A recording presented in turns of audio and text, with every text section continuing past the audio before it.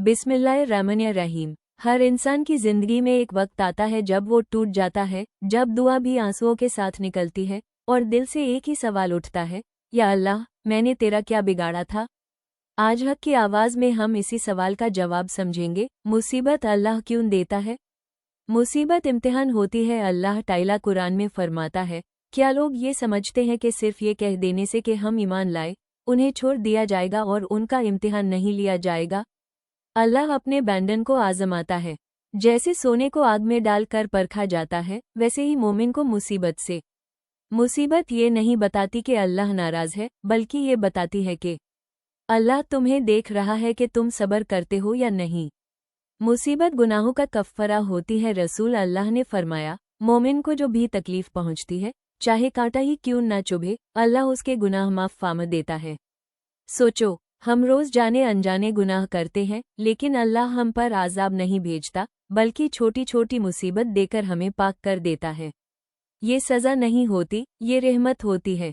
मुसीबत अल्लाह की तरफ लौटने का जरिया है। जब सब कुछ मिल रहा होता है, इंसान के पास वक्त नहीं होता अल्लाह के लिए। लेकिन जब मुसीबत आती है, तो सबसे पहले सजदा याद आता है। अल्लाह बंदे को तोड़ता नहीं, अल्लाह बंदे को अपनी तरफ लाता है। मुसीबत एक आवाज़ होती है जो कहती है, मेरे बंदे, मैं हूँ, वापस आ जा। मुसीबत दर्जा बुलंद करती है। कुछ लोग ऐसे होते हैं जिनके लिए जन्नत का दर्जा उनके अमल से ज़्यादा होता है।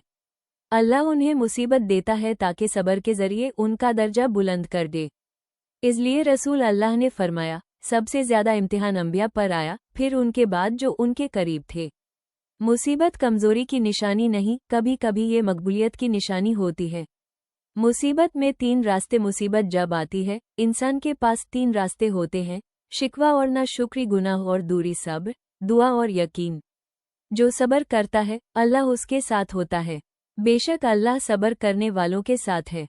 आखिरी पैगाम, अगर आज आप किसी मुसीबत में हैं, तो ये मत सोचिए कि अल्लाह ने छोड़ दिया। याद रखिए, अल्लाह उसी को आजमाता है जिससे मोहब्बत करता है। हो सकता है आज जो दर्द आपको रुला रहा है, कल वही दर्द आपको जन्नत के करीब कर दे। दुआ, या अल्लाह, जो परेशान है, उनकी परेशानी दूर फरमा। जो रो रहे हैं, उनके आंसुओं को कबूल फरमा। और जो सब्र कर रहे हैं, उन्हें अपनी रहमत से नवाज दे। आमीन।